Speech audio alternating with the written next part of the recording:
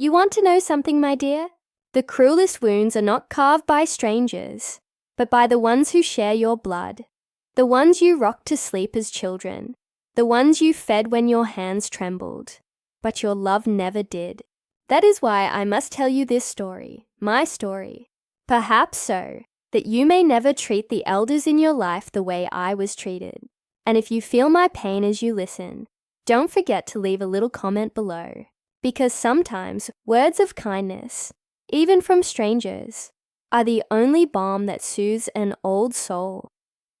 It all began one damp December evening, the kind of English winter night where the fog clings to the windows and the sound of the wind rattling the old wooden frames feels almost like a ghost trying to come inside. I sat in my armchair by the fireplace, my faded tartan blanket pulled over my knees, staring at the clock on the mantel. I always kept that clock polished, though its tick had grown softer with the years.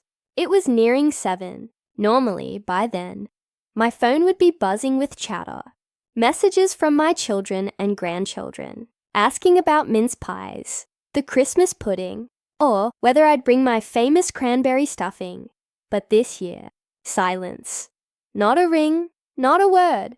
I had received no invitation, not even a text. Can you imagine that? An old woman forgotten at Christmas by her own family. I told myself perhaps they were busy, perhaps the message had slipped their minds. But deep down I knew I had heard the whispers last year, when I was in the kitchen washing the dishes. My daughter-in-law, oh, her sharp voice cuts through walls like a knife, was saying, "She's too old, too fussy, always judging. Christmas will be more peaceful without her." My son hadn't defended me, not one word. I kept scrubbing the plate, pretending the soap bubbles had muffled their voices. But the sting stayed with me all year. Now, as the night drew colder, my heart sank with every passing minute. I hadn't bought a tree this year. Why would I, when the house echoed with emptiness? The baubles, the fairy lights, the decorations remained in the attic, gathering dust. What use are tinsel and lights when no one comes to see them? Still, I had one thing, a gift. A single box, wrapped in deep green velvet paper, tied with a gold ribbon. Inside, not a trinket, not money, but something much heavier. Something that carried the truth of our family in its weight. I had planned to give it to them at Christmas dinner, but if they would not invite me, perhaps it was time I revealed it in my own way. But I am getting ahead of myself. Patience, my dears. You must let the story unfold as I lived it. The following morning, I received a photo in the family group chat. My hands trembled as I tapped it open. There they were, all of them, around a long dining table, laughing, candles flickering, a golden turkey in the center, and children tearing open presents. My chair was empty, conspicuously absent, though I had never once missed a Christmas in that house. They hadn't even tried to hide it. They hadn't even cared if I saw. My heart cracked like thin ice under a heavy boot. The photo blurred as tears welled in my eyes. And yet, I smiled. Not a happy smile, no. The kind of smile you wear when the world has wounded you so deeply that only a mask can hide the bleeding inside. I whispered to myself, "Very well, if they do not want me at their table, let them face what I carry. Let them learn the truth that has slept too long." That day, I opened the oak chest in my bedroom, the one lined with lavender-scented paper, where I kept not just old letters and photos, but documents, proofs, secrets, the skeletons that had rattled in silence for decades. And nestled among them was the green velvet box. I brushed the dust from its lid, and I swear to you, the air in the room grew colder, as if even the walls knew what I was about to unleash. But before I tell you what was inside, dear listener, I must make a small request. If you've ever known the bitterness of being excluded, the sting of family turning away, please subscribe. Stay with me through this story. Your support, even from afar, reminds me that my voice still matters. For you see, this story is not just about a Christmas dinner. It is about betrayal, greed, and the kind of truth that can break a family apart or bind it tighter than ever, depending on how they face it. That night, I made my decision. I would not go begging for a seat at their table. No, I would deliver my gift in a way they could not ignore. And when they opened it, the truth would claw its way out, whether they were ready or not. The following day, I walked through the quiet streets of our town, my walking stick tapping against the cobblestones. Christmas lights twinkled in shop windows. Couples hurried with parcels under their arms. Children pressed their noses against the glass to admire toys. I used to love this season. The carols, the scents of roasted chestnuts, the laughter that filled every corner of my home. But now all I felt was a hollow ache. I passed by the bakery where I once took my grandchildren for gingerbread men. The new owner gave me a pitying smile, as though he could see my loneliness etched into every wrinkle. I lowered my gaze and carried on. When I reached the post office, I hesitated. In my handbag was the velvet box. I had written a note and attached it, sealed with wax, just as my late husband used to seal his letters. The note said only this: "For the family, to be opened together." My fingers trembled as I handed it over to the clerk. "Special delivery," I said. My voice did not waver. As I walked home, I felt something stirring inside me. Fear, yes, but also a strange relief.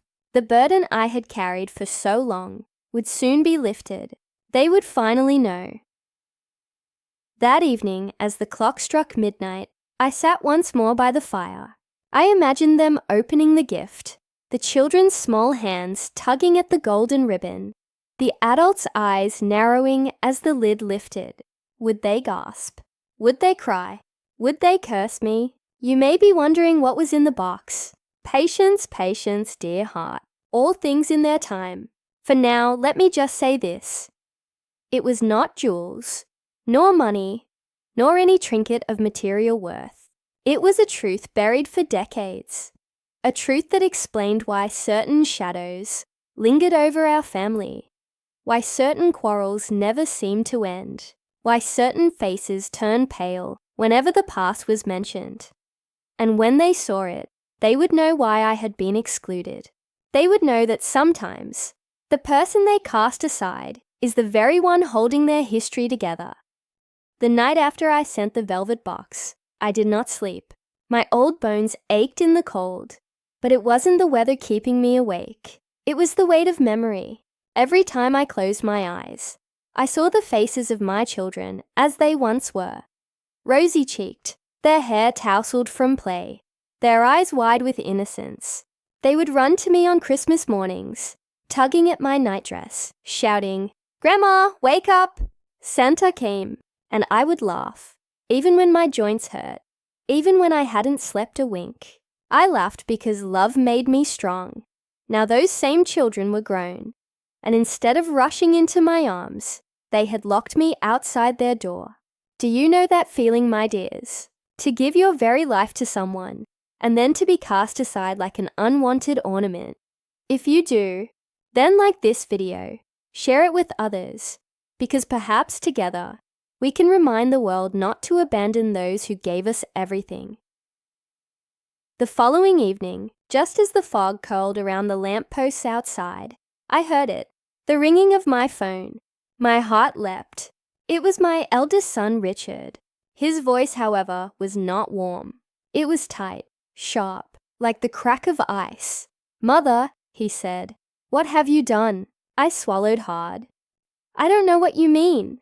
"The box," he hissed. The children opened it. "Do you realize what you've done to us?" I closed my eyes, my hand trembling against the armrest of my chair. They needed to know. You all needed to know. I will not leave this earth with such lies buried. There was silence, and then his voice, low and venomous. "You've ruined everything." The line went dead. I sat there for a long time, the phone slipping from my grasp, the fire crackling low in the hearth. My heart raced, not with regret, but with a strange calm, because I knew The truth was finally out. You want to know what was inside, don't you? Very well, I will tell you. But understand, once you hear it, you cannot unhear it. Inside the box was a leather-bound journal, its cover cracked with age. It belonged to my late husband, Henry. To the world, Henry was a charming man, respected, a provider. But in those pages, he had confessed things he never dared to say aloud. Affairs, lies, hidden debts that had been paid in ways no decent man should have considered. And worst of all, he wrote about a child not mine, but born of his betrayal. Yes, somewhere out there, my children had a half-sibling, a secret flesh and blood, hidden like a shadow. I had carried that knowledge alone for decades. Why? Because I thought it would destroy them. I thought protecting Henry's reputation, sparing my children the pain, was the right thing. But now, as I grew older and weaker, I realized the truth. Silence does not protect, it poisons. And I had seen the poison in my family's quarrels, their mistrust, their endless resentments that had no name, no cause. They were fighting ghosts they did not understand. And so, I placed that journal in the box, with the letter that simply read, "The truth shall set you free, but freedom, my dears, is rarely welcomed." The day after Richard's call, my daughter Margaret arrived at my doorstep. Her eyes were red, her cheeks streaked with tears. She did not knock gently. She banged, as though she meant to break the door down. When I opened it, she stood there trembling, holding the journal in her hands. "How could you?" she cried. "How could you keep this from us? How could you drop it on us like this, like some cruel Christmas prank?" I reached for her hand, but she pulled away. "Margaret," I whispered, "I was trying to protect you. Protect us." She spat. "You've torn us apart. Richard won't speak to me. The children are confused, and there are questions now. Questions about whether we even know who we are." Her voice broke, and my heart with it. "Would you have rather lived your whole life in ignorance?" I asked gently. "Yes," she screamed, and her voice echoed through the hallway of my lonely house. "Yes, I would have rather not known." She flung the journal onto the floor. It landed with a thud, its pages splaying open. I saw Henry's handwriting staring back at me, taunting me from beyond the grave. Margaret stormed out, slamming the door so hard the windows rattled. I sank to my knees, picking up the journal with shaking hands. My tears fell onto the pages, smudging the ink. And in that moment, I wondered, had I done the right thing? Or had I simply unleashed ruin upon the family I loved? If you're still listening, dear one, tell me in the comments below, what would you have done? Would you have carried the burden of truth to your grave? Or would you have passed it on, no matter the cost? That night, I did not eat. I simply sat in the silence, the journal on my lap, the fire dying down to embers.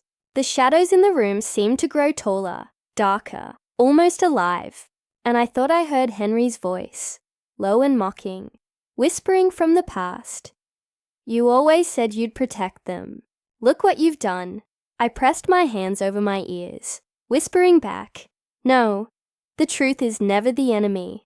The lies were. But oh my dears, how heavy truth can be." The following morning, I woke to another sound, the crunch of footsteps outside my house. I peeked through the curtain and saw a figure standing at my gate. A woman, wrapped in a long grey coat, a scarf pulled over her head. She was staring at the house, as though it were both strange and familiar. My heart skipped a beat. I knew at once who she must be. The child. The other child. How she had found me, I could not say. But the moment her eyes met mine through the glass, I felt the ground shift beneath my feet. Because whatever storm had begun with that velvet box, it was only the beginning. The morning I saw her at the gate, my breath caught in my throat. For a moment, I thought my eyes had deceived me, that the fog in my weary mind had conjured up some phantom from Henry's journal. But no, she was real. A woman, not too young, not too old, standing perfectly still in the biting December cold, her gloved hands wrapped tightly around the rusted iron bars of my garden gate. She looked like someone I knew, and yet someone I did not. Her hair was the color of chestnuts, streaked faintly with gray. Her eyes, oh, those eyes, were the exact same shade of blue as Henry's. Not my children's, not mine. His. My knees trembled beneath me. For a moment, I thought I might collapse. I clutched the curtain tighter, whispering to myself, so it's true. After all these years, it's true. When I finally opened the door, the frosty air rushed in, filling my lungs with a sting. She stepped closer, her boots crunching on the gravel, her gaze locked onto mine as if she had rehearsed this meeting 1,000 times in her mind. Are you Margaret? She asked, her voice soft, uncertain. No, I whispered, my voice catching in my throat. I am their mother. You must be. She lowered her gaze, nodding slowly. I think you know who I am. I did. Without her saying it, I knew. She was the secret child.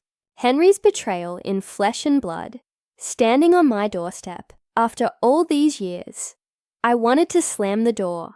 I wanted to scream, to curse Henry's name, to shout at this stranger for daring to intrude on my grief. But as she lifted her face again, I saw something in her expression, not arrogance, not bitterness, but a quiet, desperate longing. The kind of longing I recognized all too well because I had seen it in my own eyes every Christmas since Henry passed. Please, she whispered, her lips trembling. Please, may I come in? Just for a moment. I don't want to cause trouble. I want to know where I came from. Oh, my dears, my heart twisted in two. How could I deny her? She was innocent. She hadn't asked to be born of deceit, hadn't asked to be hidden like a shameful secret. She was a victim, just as I was. So with shaking hands, I opened the door wider. Come in, I murmured. She stepped inside, her boots leaving faint marks on my old rug. I guided her into the sitting room, where the fire had just been lit, its glow dancing across the faded wallpaper.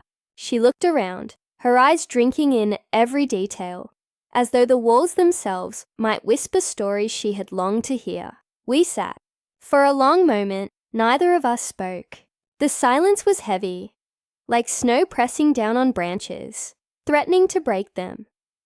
Finally, she said, "My name is Claire." Claire, a simple name, yet it struck me like a bell. For decades, she had been nothing but an unspoken ghost in our lives. Now she had a name, a face, a voice. I swallowed hard. Claire, I repeated, testing the weight of it. Why now? Why come here after all this time? She hesitated, her hands twisting in her lap.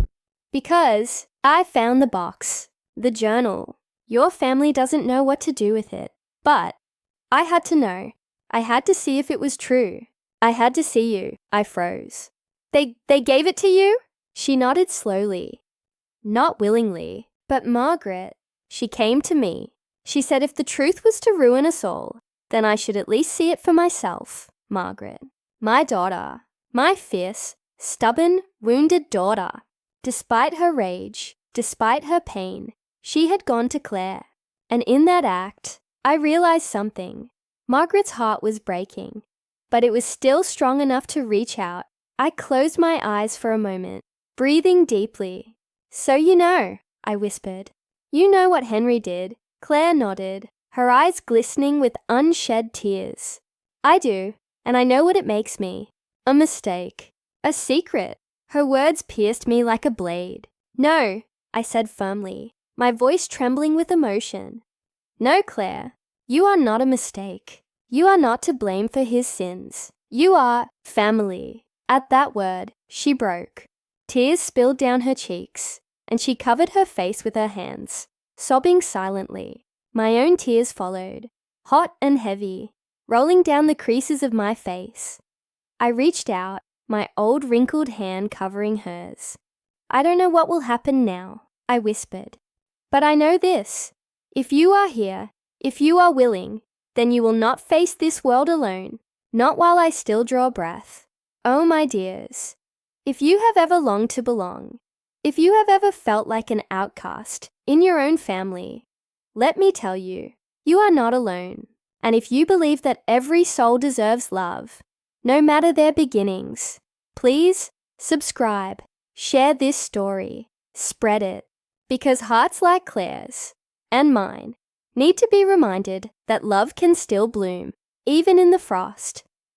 We sat together for hours. She asked me about Henry, about my children, about the life she had been denied. I told her what I could, though I softened the edges. For what good is there in painting her father as the villain he truly was? She deserved some memories that were not poisoned.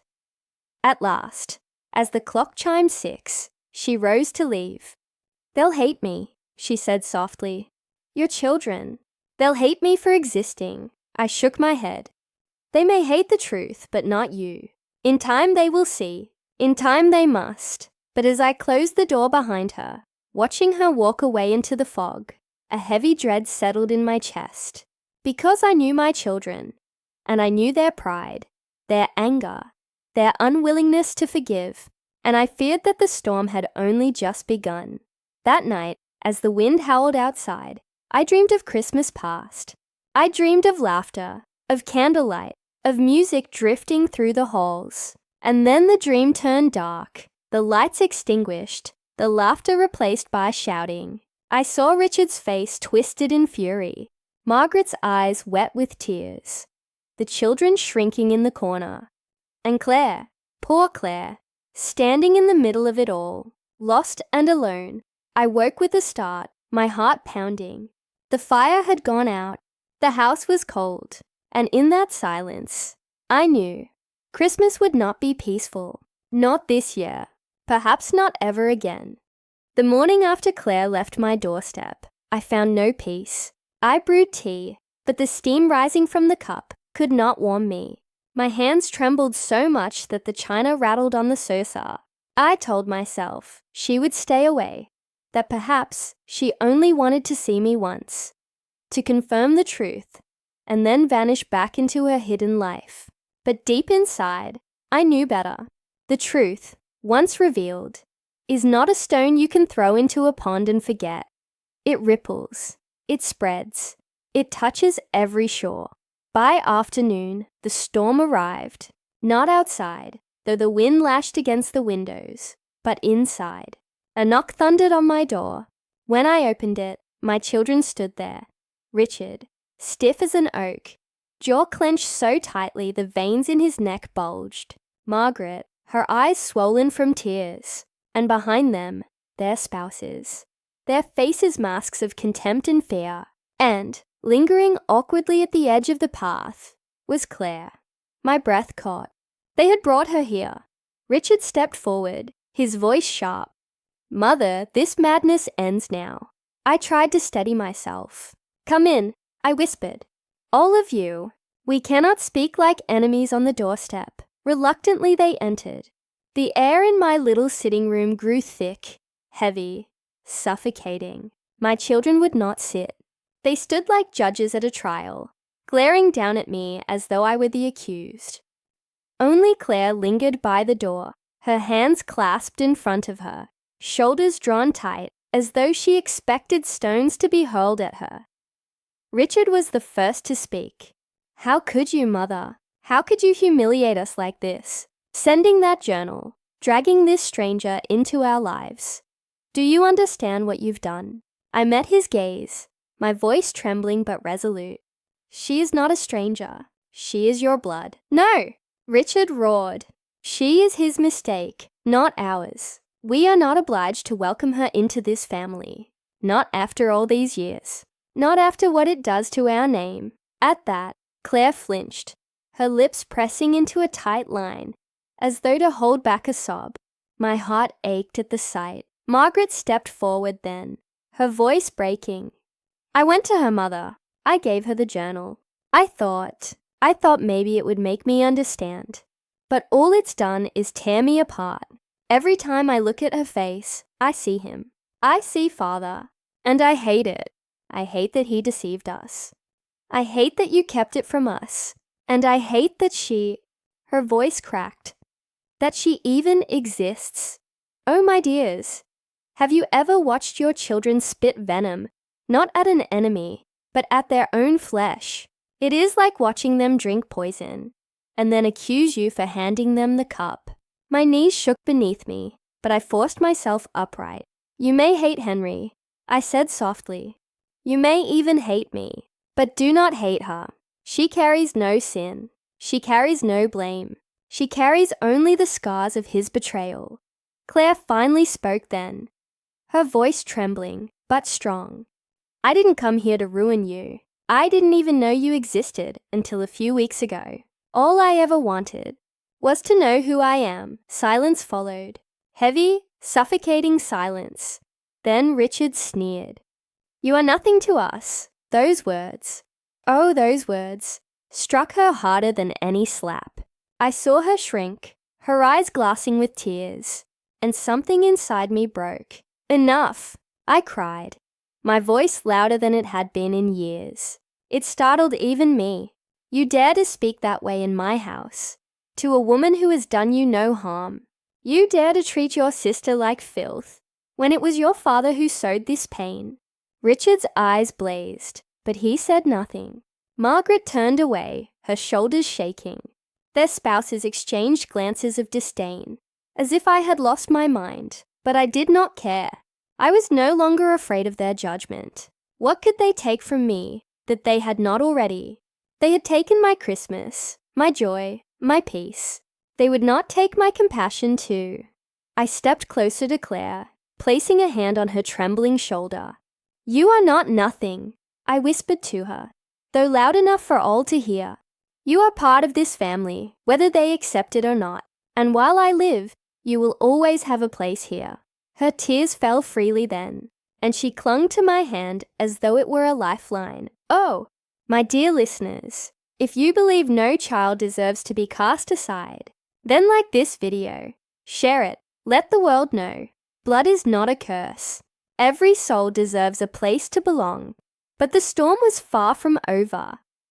Richard turned on his heel, his face a mask of fury.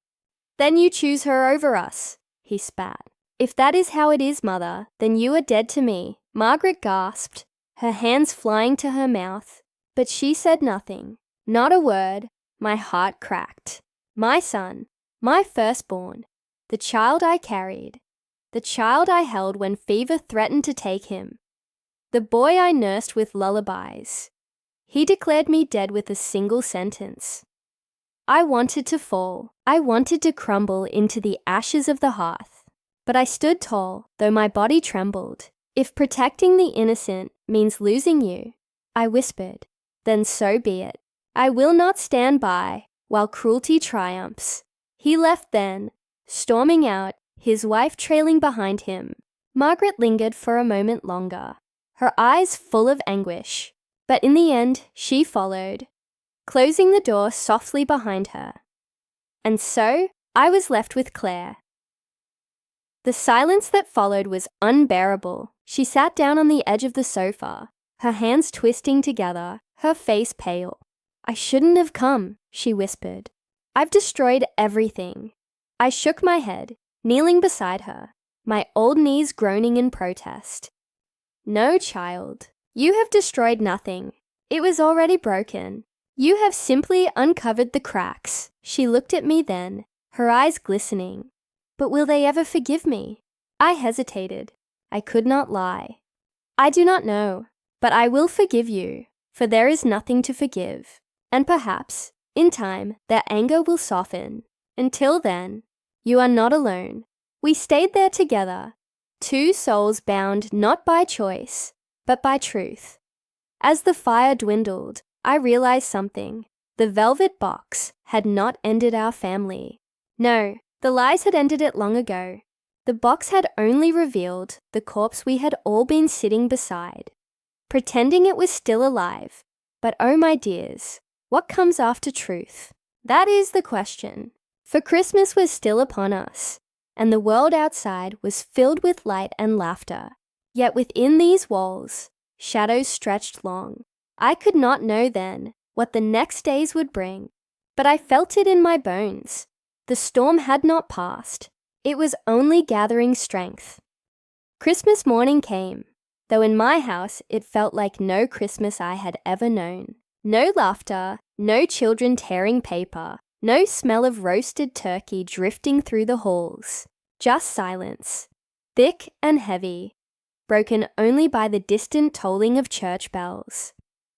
I sat by the window, my tartan blanket pulled around my shoulders, watching the frost glitter on the hedges. In the houses across the lane, I could see neighbours bustling, families arriving with baskets, children carrying brightly wrapped parcels. I could almost hear the carols from their radios, muffled by the glass. But in my house, there was only emptiness. And Claire. She had stayed the night, too afraid to return to wherever she had come from. I had given her the guest room, though I hardly slept, for fear she might vanish in the middle of the night. When she appeared in the sitting room that morning, her hair mussed, her eyes weary, I realized with a pang of guilt that this was her first Christmas in years, spent in the company of family. Even if it was fractured, even if it was only me. "Good morning," she whispered, almost timidly. I forced a smile. "Merry Christmas, my dear." She hesitated, then asked, "Do you usually spend it alone?" That question pierced deeper than she knew. I swallowed hard, forcing the tears back. "Not usually," I said. "But this year, yes." Her eyes softened, guilt flickering across her face. "I'm sorry. If I hadn't come," I cut her off gently. "Don't you dare blame yourself. You are not the reason they turned away. That seed was planted long ago. Today, you and I will make our own Christmas." So I lit the fire, brewed tea, and fetched the tin of shortbread biscuits from the cupboard. They were meant for my grandchildren, but I placed them before Claire instead. We sat together, sipping tea, nibbling biscuits, pretending for a while that the world outside was not shattering. But peace never lasts, does it? Around midday, the phone rang. I answered it, my heart thudding, and heard Margaret's trembling voice. "Mother, may we come?" I froze. "We?" "Yes, all of us. Richard too, he says. He says he'll come only to end this nonsense once and for all." My hand shook so hard I nearly dropped the receiver. "Very well," I whispered. "Come." When I set the phone down, Claire's eyes were wide. "They're coming, aren't they?" I nodded slowly. "Yes, today the storm will break." By the time the knock came, the fire had burned low. My hand shook as I opened the door. And there they were, my children, my grandchildren, their spouses, all bundled in coats and scarves, their faces cold as stone. Richard's glare cut straight through me. Margaret looked like she had been crying for hours. The children shifted nervously, sensing the tension, though not understanding it. And then their eyes fell on Claire. The silence was unbearable. One of the younger grandchildren whispered, "Who's that, Grandma?" Before I could answer, Richard barked, "No one you need to know." Claire flinched, but I stepped forward, my voice firm. "No, she is someone they do need to know. She is your aunt." The children blinked in confusion. Their parents gasped in outrage, and Richard's face turned crimson with fury. "Stop this madness, Mother," he roared. "We came here to put an end to this charade. Enough of your theatrics." I raised my chin. "This is no charade. This is truth. And it is time you face it." Margaret's voice broke then, trembling. "Mother, please." "Not in front of the children. They don't understand." "They will," I whispered. "They must. Lies do not protect, they destroy. Would you rather they inherit our silence and suspicion?" "No, they deserve honesty, even if it wounds." At that, Richard lunged toward the table where the velvet box still rested. He snatched it up, waving it in the air. This cursed box. This is what's ruined everything. You and your secrets, Mother, poisoning us all." I stood tall, though my knees quivered. It is not the box that ruined us. It is the man whose sins filled it. Your father, Henry." The words struck like lightning. The children gasped. Margaret sobbed. Claire lowered her head, her shoulders shaking. Richard slammed the box down onto the table, his face twisted with rage. "And now you mean to drag us all into disgrace? Do you know what people will say if this gets out? Do you know what this does to our name?" I stepped closer, my voice low but steady. "What is a name, Richard, if it is built on lies? What honor is there in pretending? What dignity is there in shunning an innocent soul, while worshipping the memory of a man who betrayed us all?" He trembled with fury, his fists clenching. For a moment, I thought he might strike me. But then, oh then, another voice rose. It was Margaret. "Richard, stop," she whispered. Her face was pale, her eyes shining with tears, but her voice carried a strength I hadn't heard in years. "Mother is right." Richard spun to her, eyes blazing. "What did you say?" Margaret's lips quivered, but she held her ground. "She's right. Father hurt us. Not Claire. Not Mother. Him. We've been clinging to the lie of a perfect family, and it's eaten us alive. I can't do it anymore." Her words hung in the air like bells tolling across a graveyard. The room seemed to freeze. Even the fire crackled quieter, as though listening. Richard's face twisted with betrayal. "You side with her, with them." Margaret closed her eyes, tears slipping down her cheeks. "I side with the truth." Oh, my dears, my heart swelled and ached all at once to hear my daughter finally speak what I had long prayed she would. It was both salvation and sorrow. But Richard only grew colder. His voice dropped to a whisper, venomous and final. "Then you are no sister of mine." The children began to cry, frightened by the shouting, clinging to their mother's skirts. Claire stood frozen, pale as the frost outside, her eyes wide with fear, and I felt my strength falter. For though Margaret had stood by me, Richard had severed himself from us with words that could not be undone. I turned to him one last time. "If you walk away now, Richard, know this. You will not be walking away from a lie. You will be walking away from your family. From me, forever." His jaw clenched. His eyes burned. And without another word, he stormed out into the cold, slamming the door so hard the windows rattled. His wife followed, dragging the children behind her. The silence that followed was deafening. Only Margaret remained, standing frozen in the center of the room, her tears dripping onto the carpet, and Claire, poor Claire, stood trembling, whispering, "I shouldn't have come. I've broken everything." I turned to her, gathering her hands in mine. "No, my dear, you have not broken us. You have shown us what was already broken, and perhaps now we can begin to mend." But oh, my dear listeners, as I looked into the fire that night, I knew the worst was still to come. For Richard was not a man to let wounds heal. He was a man who would sharpen them into weapons. And in the shadows of my quiet house, I feared that he would soon return, not with reconciliation, but with vengeance. The silence after Richard's departure clung to the house like a shroud. Margaret sat in the armchair, her face buried in her hands, shoulders trembling. Claire stood at the mantel, staring at the fire as though she could fall into it and disappear. I too felt hollow, as if Richard had carried half of my heart away with him. But even in the grief, there was a strange flicker of relief, like the air after a storm, sharp and raw, yet oddly cleansing, for the truth had finally been spoken, and though it had fractured us, it had also freed us from decades of silence. Margaret lifted her head at last, her eyes swollen with tears. "Mother," she whispered, "what have we done?" I reached for her hand. "We told the truth. That is never wrong, though it may cost us dearly." Claire turned then, her face pale, her eyes searching mine. "He hates me," she said in a trembling voice. "He'll never forgive me, or you.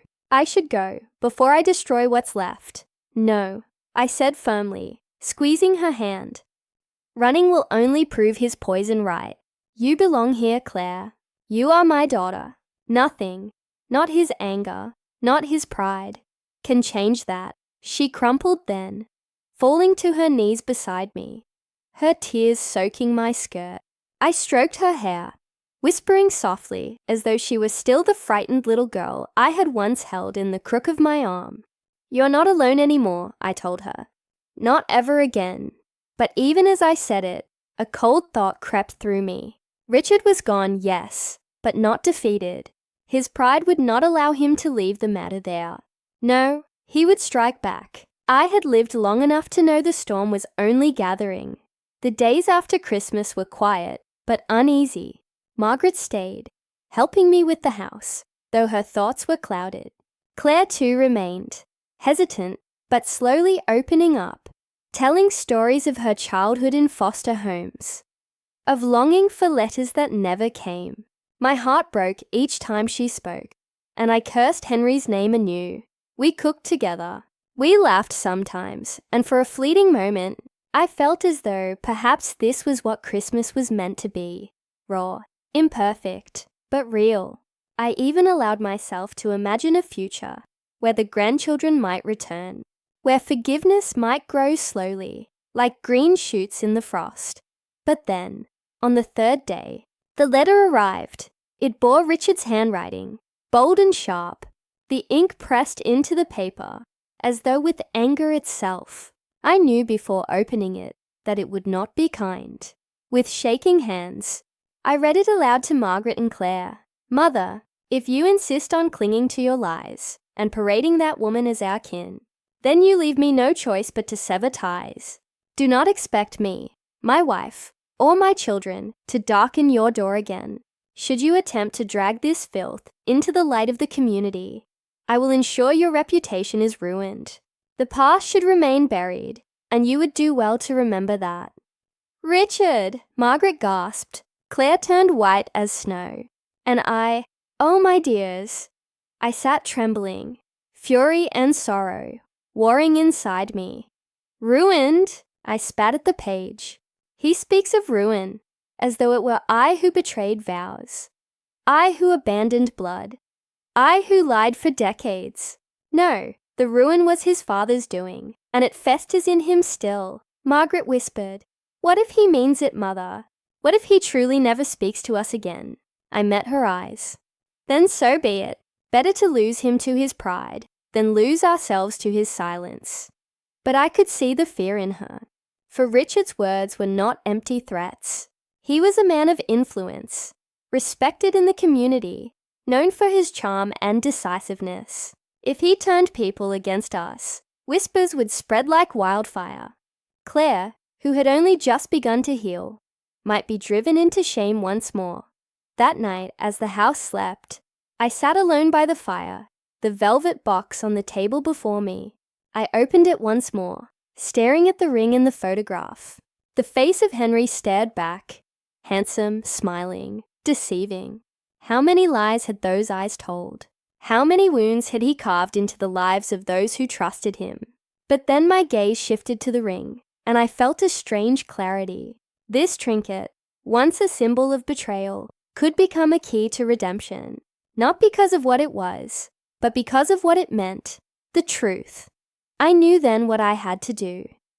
The next day, I summoned Margaret and Claire to the sitting room. They sat nervously as I placed the box between us. I have hidden the truth for too long, I said, and now Richard seeks to bury it once more. But I will not let him. I am an old woman. My days are numbered, but yours are not. You deserve to live free of his shadow.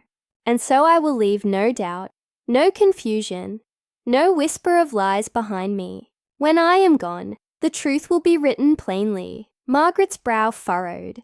What do you mean? I mean, I said softly, that my will is to be changed. Claire's name will be written beside yours, Margaret. She will inherit as you do. And Richard. My voice caught, for though my heart was heavy with anger, he was still my son. Richard will receive nothing until he learns the value of love over pride. They gasped. Claire shook her head wildly. No, I don't want money. I don't want inheritance. I just wanted to know I wasn't forgotten. I reached for her hands. And you are not. This is not about wealth, Claire. It is about acknowledgement, about justice, about ending the lie. Margaret, though shaken, nodded slowly. Mother, if that is what you wish, I will stand with you, Claire sobbed, burying her face in her hands. He'll hate me more than ever, she whispered. I stroked her hair. Then let him hate. Hatred cannot erase the truth. But oh, my listeners, if only it were that simple. For news of my intentions reached Richard sooner than I thought possible. Whether through gossip or some prying solicitor, he discovered what I had planned. And when he did, his fury erupted like a storm. He came to my house one bitter January night, pounding on the door until the walls shook. Margaret and Claire were with me, and we froze as his voice thundered through the wood. Open this door, Mother!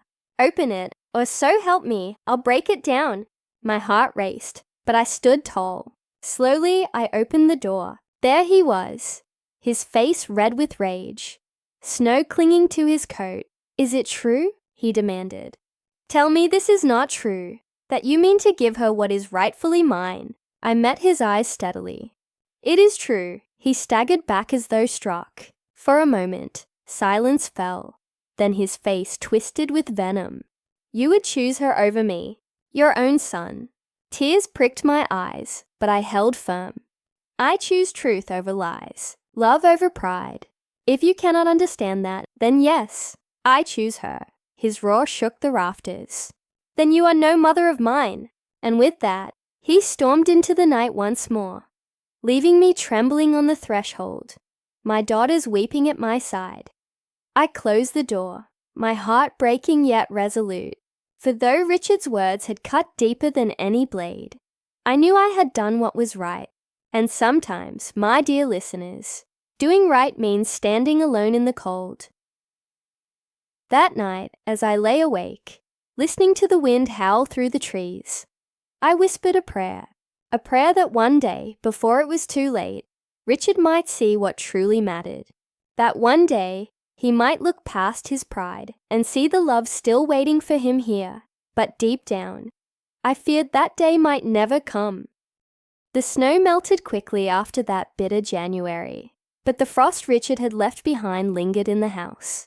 Every creak of the floorboards, every groan of the wind, made me wonder if he was watching, waiting, sharpening his next blow. I tried to carry on. Margaret visited often, her gentle presence a balm, though I saw the exhaustion in her eyes. Claire too remained, though she flinched at every sound. Afraid that Richard might burst through the door again, we kept the fire going, baked bread, mended clothes, spoke of ordinary things, but underneath, the silence of dread was always there, humming like a low note we could not escape. Then came the solicitor's letter. It arrived in a thick envelope, the handwriting neat and official. My heart sank, even before I slid it open, with the old silver knife Henry had once used for such things.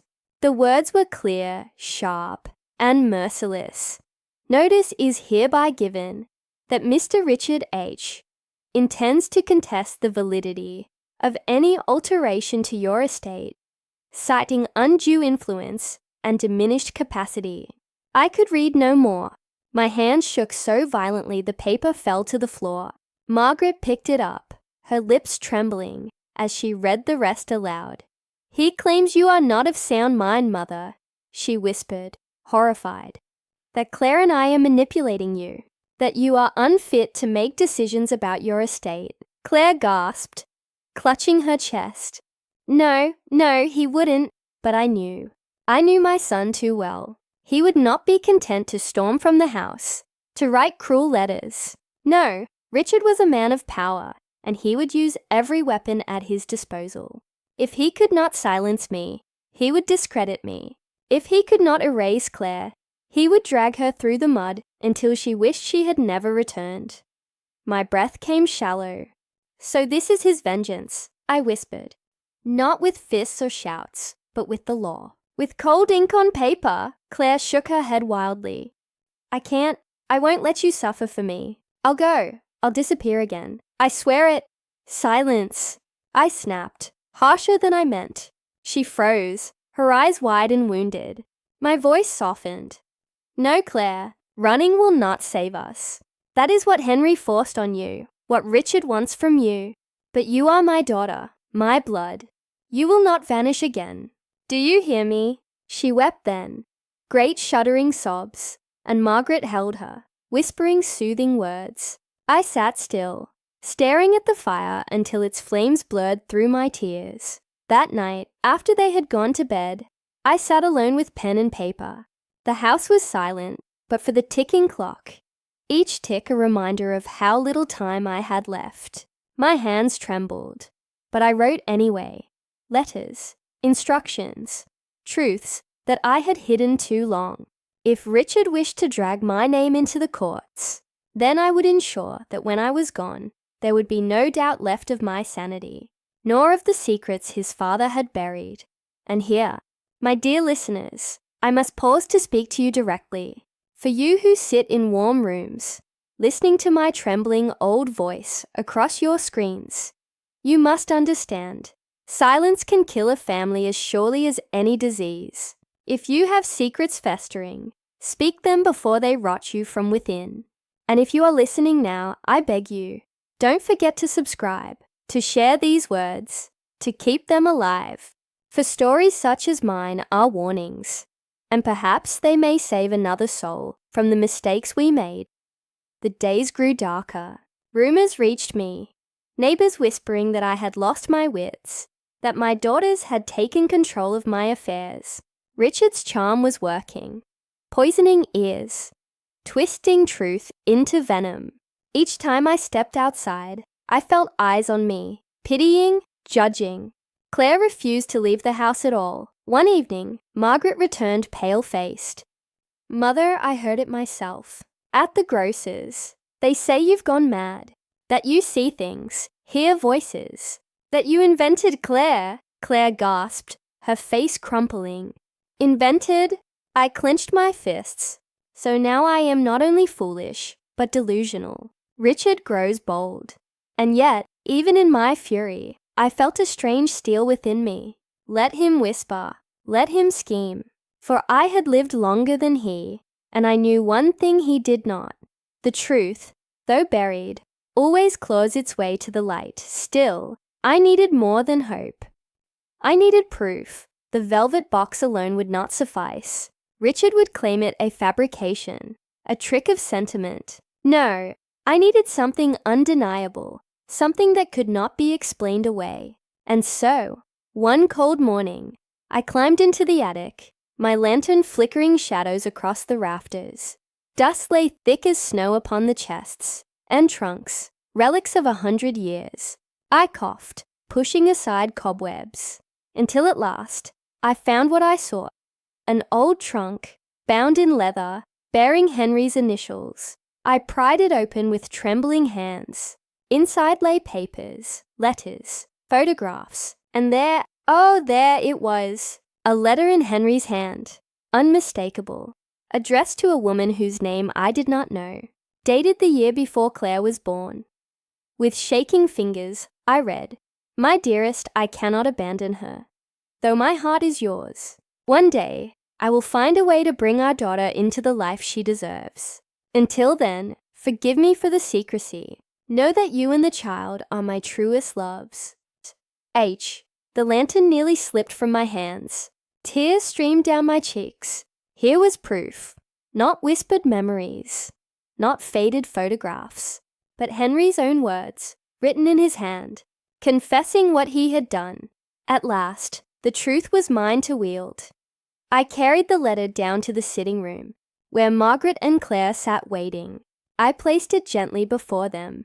"This," I said, my voice trembling, "is the weapon Richard cannot silence." Margaret read it aloud, her voice breaking.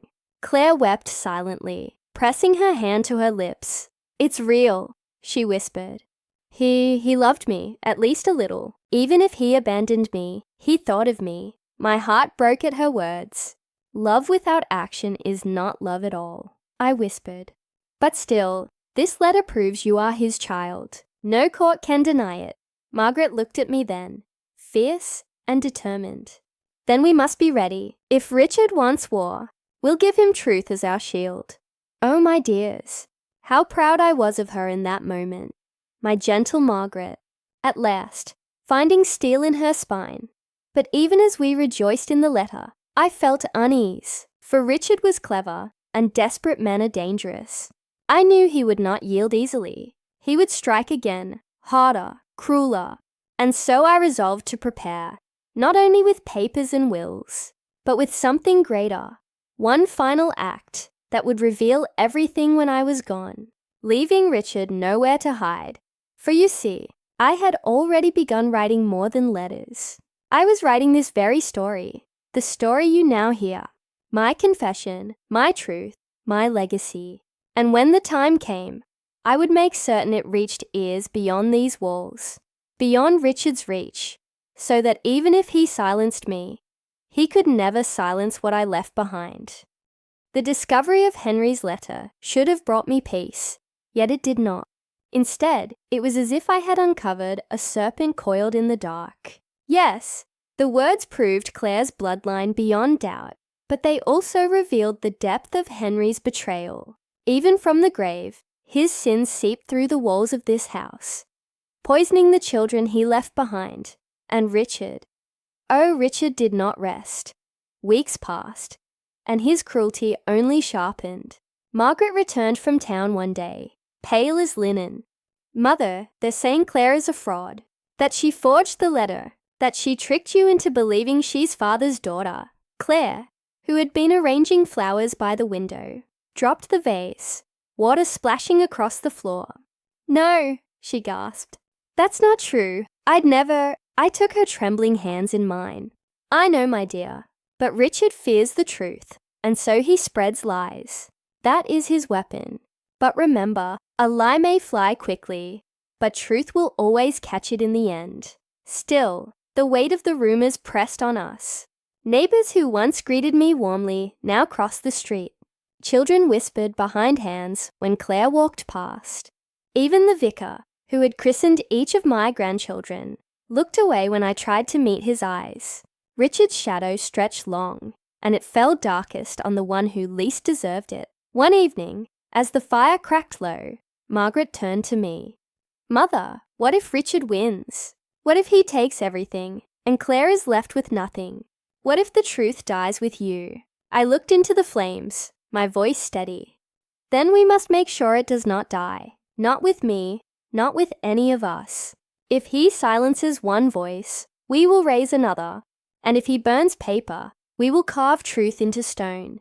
That night, after they had gone to bed, I sat alone again with my pen. But this time, I did not write only letters. I wrote instructions, sealed envelopes, copies of Henry's letter placed in hidden corners of the house. Entrusted to neighbors Richard could not sway. I even sent one to the solicitor himself, marked, to be opened upon my passing. If Richard wanted war, then I would fight him not with fists nor fury, but with foresight. Let him rage, let him scheme. I would plant the truth like seeds in winter soil, ready to bloom long after I was gone. And still, my dears, there was more, for I knew Richard's greed better than any, and I had one final card to play, the inheritance itself. One morning, as frost clung to the garden, I called Margaret and Claire to the study. They sat nervously as I opened the great oak desk and pulled out a folder. This, I said, is my new will. It names you both equally as my heirs. The house, the lands, the accounts, all divided between you. But there is more. I have left instructions that a portion be given, not in coin, but in truth. They looked at me, confused. I smiled faintly. When the will is read, Henry's letter will be read aloud with it. The truth will not remain buried in dusty drawers. It will be spoken in the presence of all. solicitor, witnesses, even Richard if he dares attend. That is my gift, my final Christmas gift to this family. Not riches, but truth, undeniable and eternal. Margaret's eyes filled with tears. Mother, that will tear him apart, perhaps, I whispered. But sometimes, my dear, the only way to heal is to break what is rotten first. Claire shook her head, trembling. He'll hate me more than ever. I pulled her close, my voice fierce. Then let him. His hatred cannot erase what you are. His denial cannot unmake your blood. You are my child. No one, not even Richard, can take that from you. For a time, there was quiet strength in the house. We laughed more, cooked together, even dared to sing once or twice. Margaret began reading aloud by the fire. Claire took up knitting, and I found myself watching them with a bittersweet joy. At last, I thought, I am not alone, but storms, my dears, never stay away for long. One night, as the wind howled and rain battered the windows, there came another knock at the door, fierce, angry, relentless. My heart froze, for I knew that knock too well. I opened it to find Richard, soaked to the skin, his eyes blazing with fury. Without waiting, he stormed inside, dripping water across the floorboards. Mother, he spat, I hear you've been busy. New wills, new lies, new plots to humiliate me. I stood firm, though my knees trembled. Not lies, Richard. Truth. At last, his voice rose to a roar. You will regret this. I'll drag you into court. I'll strip this house from you. Enough, I cried, my voice sharper than it had been in years. The room fell silent, even the rain seeming to hush. Richard froze, shocked at my strength. You speak of taking, of stripping, of destroying, I said, my voice low but unyielding. But what you cannot see is that you have already lost, not because of wills or letters, but because you have turned your heart to stone. You have chosen pride over love, and in doing so, you have made yourself poor beyond measure. For a moment, I thought I saw a flicker, just a flicker, of doubt in his eyes. But then his jaw tightened, and the fury returned. You'll pay for this, he growled, his voice shaking with venom. You'll all pay, he stormed out, slamming the door so hard the walls shook. Claire collapsed onto the sofa, sobbing, while Margaret clung to her, whispering comfort. I stood frozen, my heart pounding, but within me a strange calm had taken root. For I knew then, with absolute certainty, that my course was set. Richard could rage, he could threaten, he could twist every truth into lies, but he could not stop what I had already set in motion. My will, my letters, my story, they would outlive me. And when they did, the truth would rise like dawn over the frost, undeniable and bright. Still, I am only human, my dears. As I sat by the fire that night, listening to the rain, I felt the weight of years pressing down upon me. My body was frail, my hands shook, and I knew time was running short. But instead of fear, I felt a strange peace. For the first time in decades, I was no longer hiding, no longer silent, and so, with the storm raging outside, I whispered to myself, this is my gift, my final Christmas gift. Let the truth be the light that guides them when I am gone. Do you know, my dears, how the body betrays us when the soul grows weary? I felt it first as a trembling in my hands when I poured the tea, then as a stiffness in my chest whenever the night air turned cold. The doctor called it nothing more than the creeping hand of age. But I knew better. My time was drawing close, and though my spirit still burned, my bones could no longer keep pace. Yet I did not fear death, not any more. No, what I feared was leaving this house, my house, in Richard's grasp. For if he could not break me in life, he would surely try to seize everything in death. His war against us grew darker with every passing week. At first, it was whispers in the village, Cruel, twisted stories about Claire, about Margaret, even about me. Then came the letters.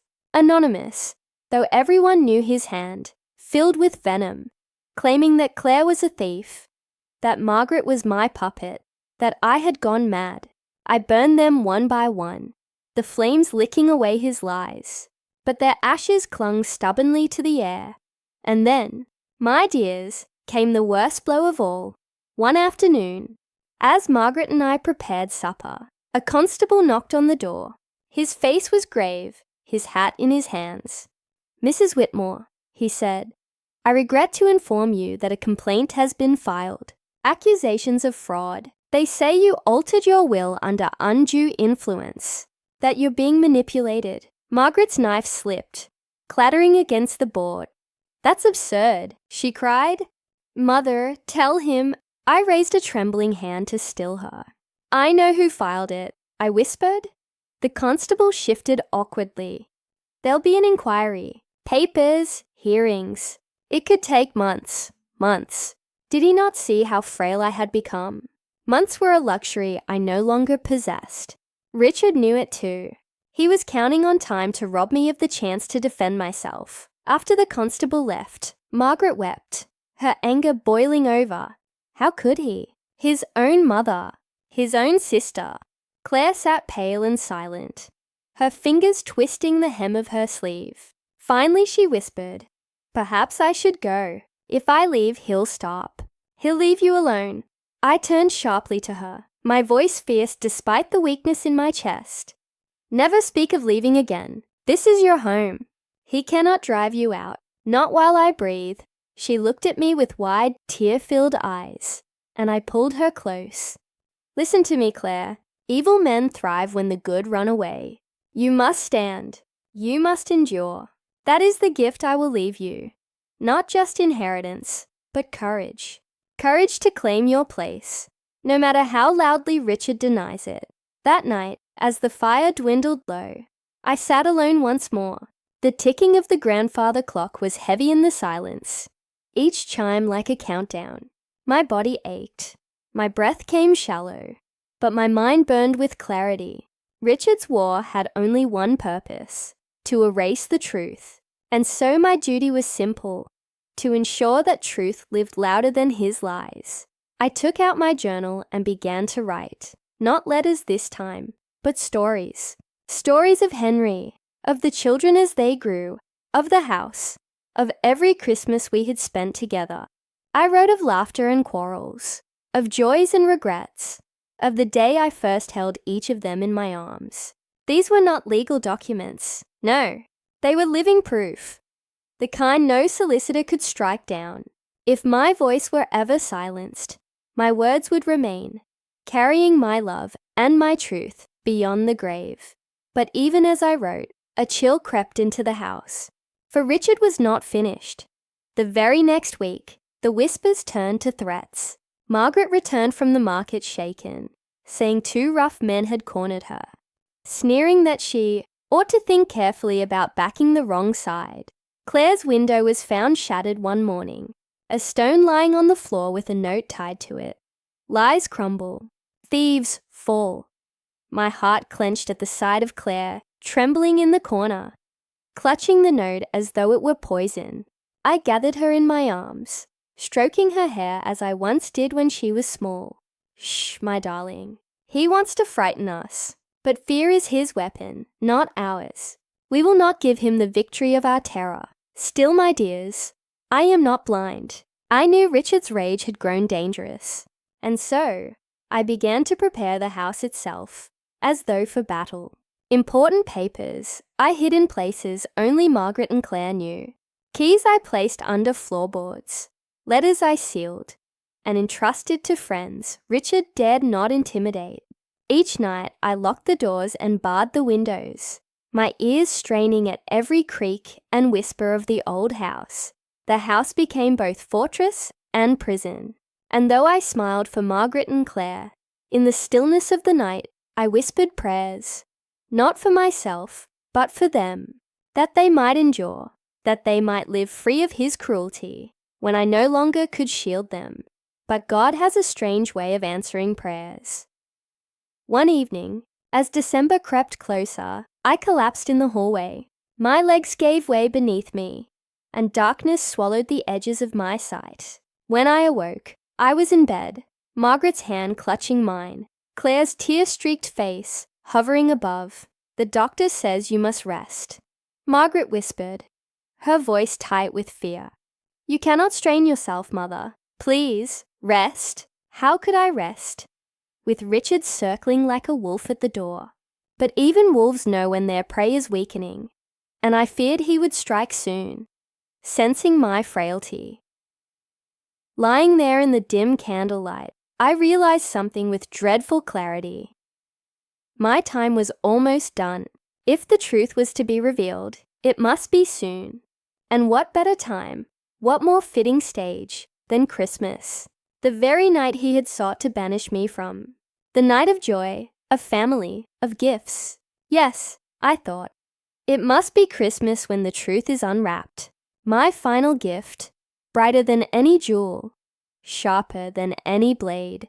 And so I began to plan, carefully, secretly, with every ounce of strength left in me. Letters would be placed in stockings, sealed envelopes laid at each setting of the Christmas table, and at the heart of it all, Henry's confession, read aloud for all to hear, so that no one, not even Richard, could deny it any longer. As I whispered my plans to Margaret and Claire, their eyes grew wide with fear, but also with hope. Claire's hand trembled as she touched mine. "What if he stops you? What if he takes everything before then?" I smiled faintly, though my body ached with weariness.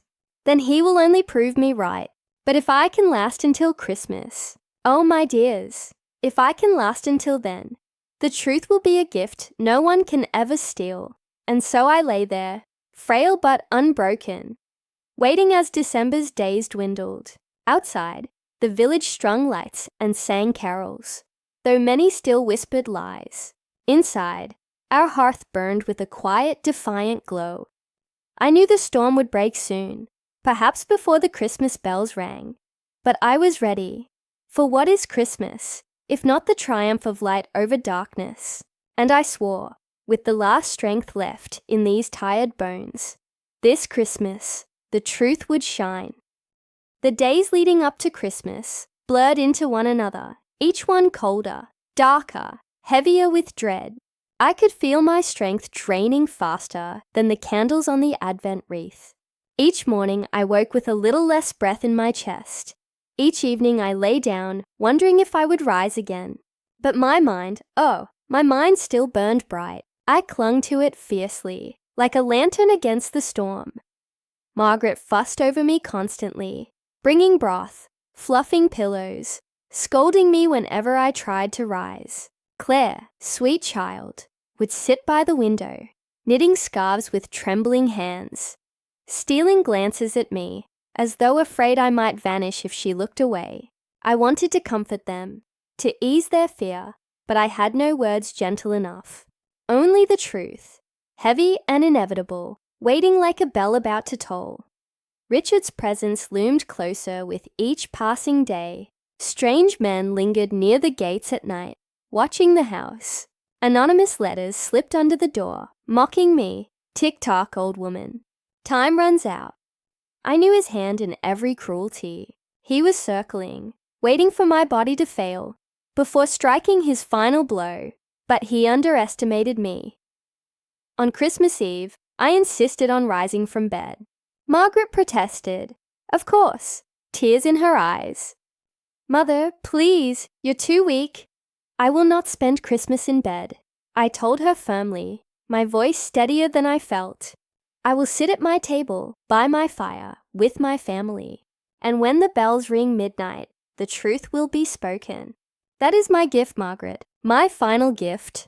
Do not take it from me." They dressed me carefully, wrapping me in a thick shawl, settling me by the fire with cushions. My hands trembled as I held my teacup, but my spirits soared. For the first time in years, the house was adorned with garlands and candles. Claire had hung stockings by the hearth. Margaret had roasted a goose. and the scent of cinnamon filled the air. It was not the grand Christmases of the past, with laughter spilling from every room, but it was ours, small, fragile, but true. The clock chimed 7 when the knock came at the door, loud, demanding. Margaret's face drained of colour, but I raised a hand. "Open it," I whispered. And there he was, Richard, my son, my tormentor. He strode in as though the house still belonged to him, his coat dusted with snow, his eyes sharp as knives. Behind him loomed 2 men I did not know, rough and silent, their boots heavy on the floorboards. "Well," he said, his voice thick with scorn, "isn't this cozy?" The prodigal mother, the obedient sister, and the little fraud clinging to her place at the fire. Claire shrank back, her knitting falling to the floor. Margaret stepped forward, her chin high. "You have no right to be here." Richard smirked. "No right. This is my home, my inheritance, my blood, and I'll see it reclaimed, one way or another." I forced myself to stand, though my legs shook beneath me. "Richard," I said, my voice low but firm, "this is not your home. Not anymore. You left it when you chose hatred over love. Tonight is Christmas Eve, a night of truth, a night of gifts, and I will give you the truth, whether you wish it or not." He laughed, a harsh sound. "Truth? Your senile ramblings? Spare me!" He pulled a folded paper from his coat and waved it. "This is the truth, a declaration to the courts, signed and sealed. By morning your will is void. This house, this land, it's mine. And you," he sneered at Claire, "you will crawl back to whatever gutter you came from." Claire gasped, tears brimming. Margaret's hands clenched into fists, but I did not falter. Slowly, I reached into the shawl, draped over my shoulders, and drew out an envelope, sealed with wax. My fingers trembled as I held it aloft. "And this," I said, "is my truth, Henry's truth, your father's words, written in his own hand. You may burn every copy, but this one will be read tonight, before witness and family alike. You cannot stop it." For a moment, Richard's mask slipped, his face twisted, panic flashing in his eyes. He lunged forward, snatching at the envelope. But Margaret moved quicker than I had seen her in years. She stepped between us, snatching the letter from my hand and holding it high. "No, Richard," she said fiercely. "Not this time. You will not silence her. You will not bury the truth." The 2 men behind him shifted, as if ready to act, but Richard raised a hand. His voice was cold, trembling with fury. "You think you've won. You think a scrap of paper will change anything. Your old mother, weak, dying. Soon you'll be gone and all your truths will be buried with you." I straightened as tall as my frail body would allow. My eyes locked on his. "No, Richard, that is where you are wrong. My truth will live longer than you, longer than me, longer than these walls, because it is not just words on paper. It is blood, it is love, it is family, and though you deny it, though you fight it, you cannot kill what is already written in the very marrow of our bones." The clock chimed midnight. Outside, church bells rang, their sound carrying across the frozen fields. Margaret broke the seal, her voice shaking as she read Henry's confession aloud. His words filled the room, undeniable, echoing over the crackle of the fire. Claire wept openly, clutching my hand, while Richard stood rigid, his face pale, his fists clenched. The men behind him shifted uneasily, as if realizing they were witnessing something greater than a family quarrel. When the reading ended, silence fell heavy. The truth hung in the air like smoke, impossible to ignore. At last, Richard spoke, his voice hoarse. "Lies," he whispered. "All lies." But his eyes betrayed him. Wide, haunted, broken. He turned abruptly, storming from the house, his men following in awkward silence. The door slammed behind them, the echo trembling through the walls. I sank into my chair, exhausted, every ounce of strength spent. Margaret knelt at my side, tears streaming down her face. Claire clung to my hand, whispering over and over, "Thank you, thank you." And I smiled, weary but triumphant, for the truth had been spoken. The gift had been given. Whatever came after, whatever battles Richard still waged, he could no longer unmake what had been revealed this Christmas Eve. "Remember this night," I whispered, my voice barely more than breath. "Remember that truth is the greatest gift of all. Hold to it, guard it. Let it guide you when I am gone." The bells continued to ring, and I closed my eyes, feeling their sound wash over me. For the first time in years, my heart was at peace. The Christmas bells had scarcely stopped ringing when I felt the weight of years press harder upon me. My body, once stubborn, was at last surrendering. Yet my heart was strangely light, for the truth had been spoken. No court, no whisper, no fire could erase what had been laid bare beneath the garlands and candlelight of that holy night. The morning after, the village awoke to the news, as though carried on the wind. Word spread quickly that Henry's confession had been read aloud, that Claire was his daughter, that Richard had stormed from the house defeated. Neighbours who once turned their faces from us now returned, sheepishly offering baskets of bread, kind words, timid apologies. The vicar himself knocked upon the door, asking softly if he might pay a call. Margaret accepted these gestures with guarded relief, though she still glared at those who had whispered the worst. Claire, poor child, seemed torn, grateful for their change of heart, yet wounded that their loyalty had shifted so easily, like reeds in the wind. I told her gently, "Forgive if you can, my dear, not for their sake, but for yours. Bitterness is a heavy burden for young shoulders." But Richard did not return. For a time his absence was a balm. The house felt safer, lighter, filled once more with laughter, as Margaret and Claire busied themselves with small joys. We played cards by the fire, shared stories, even dared to sing carols in trembling voices. Yet always, in the corners of the rooms, I felt his shadow. I knew him too well. He was not one to surrender. He was wounded, yes, but a wounded beast is often the most dangerous. Weeks passed. Then one evening, the solicitor himself arrived, papers in hand. He bowed solemnly and said, "Mrs. Whitmore, your son has withdrawn his case. The will shall stand." Margaret gasped. Claire's hand flew to her mouth. I, however, merely closed my eyes and nodded. "He has not surrendered," I whispered. "He has only retreated." The solicitor hesitated. "Perhaps, but the law, at least, is settled. Your wishes will be honoured." After he left, the house buzzed with cautious relief. Margaret wanted to celebrate. Claire wept with joy. But I could not share in it fully. I knew Richard's pride too well. He would not face the courts again. No, his war was no longer for paper and property. His war was for vengeance. And indeed, in the days that followed, strange things occurred. A fire broke out in the stables. Though no lantern had been left burning, stones shattered the glass of the greenhouse. Claire's name was scrawled in ash upon the garden wall. All acts of malice, small but sharp, reminders that Richard still lingered on the edges of our lives.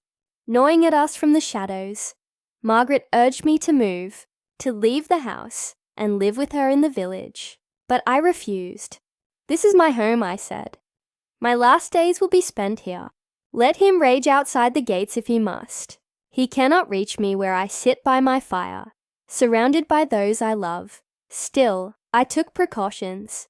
I entrusted the key to Henry's letter and my will to Margaret. I made Claire promise never to walk alone at night, and I prayed each evening that Richard might yet find peace before his rage consumed him. But my prayers, I fear, went unanswered. It was in late January, on a night when frost silvered the windows, that the constable came again. His face was grave, his voice low. "Mrs. Whitmore, your son has been found. The river took him. The word struck me like a bell tolling in the distance. Margaret gasped, clutching my shoulder. Claire wept openly.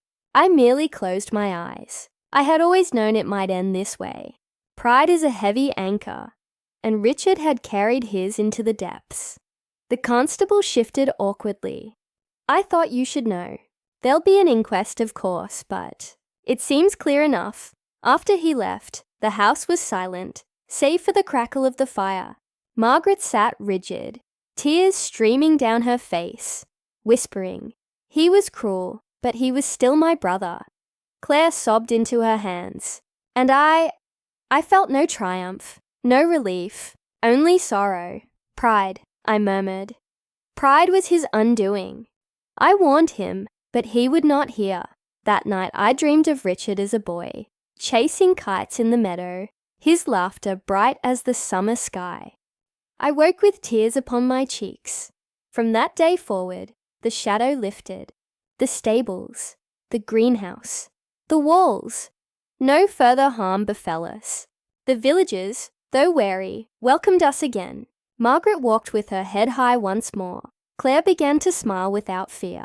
The house, though old and weary, breathed with life again. As for me, my body weakened swiftly. I could feel myself fading, like the last ember in the hearth. Yet I did not fear it. My work was done. The truth had been spoken, the gift given. Claire was safe, Margaret strong. Even Richard, in his way, was at peace now. One evening, as the first buds of spring dared to show, I gathered them both by the fire. "My dears," I whispered, "when I am gone, do not let this house become a monument of sorrow. Fill it with laughter, with music, with life. Let every room remember love, not grief." Margaret wept, promising through her tears. Claire held my hand tightly, whispering, "I'll make you proud." I smiled faintly. "You already have, my child." That night, as the moon bathed the fields in silver, I lay in my bed and listened to the quiet. The house, my old companion, creaked softly around me as though bidding me farewell. I thought of Henry, of Richard, of the many Christmases that had passed within these walls. I thought of Margaret's strength, of Claire's courage, and at last I thought of peace. When morning came, the fire had burned to ash. The house was still, and I was gone. But my words remained, my letters, my journal, my stories. They lay in drawers, in boxes, in secret places, waiting to be found. And when Margaret and Claire read them, they would hear my voice again, guiding them, reminding them that truth, though fragile, endures. For that was my final gift, my dears. Not jewels, not land, not silver, but truth. Truth that set us free. And though I am gone, perhaps even now, as you sit by your own fire, listening to my story, you can feel it too. That truth is the greatest gift of all. So if my story has touched your heart, my dear listener, I ask one thing of you. Keep it alive. Share it, tell it, pass it on. Let others know that love is stronger than lies, that truth endures, that no darkness lasts forever. Subscribe to hear my voice again. Leave a comment to tell me what part of my story struck you most, and share it with someone who may need a little light in their own darkness. For though I am gone, my voice will linger, in words, in memory, in truth, and that, my dears, is the end.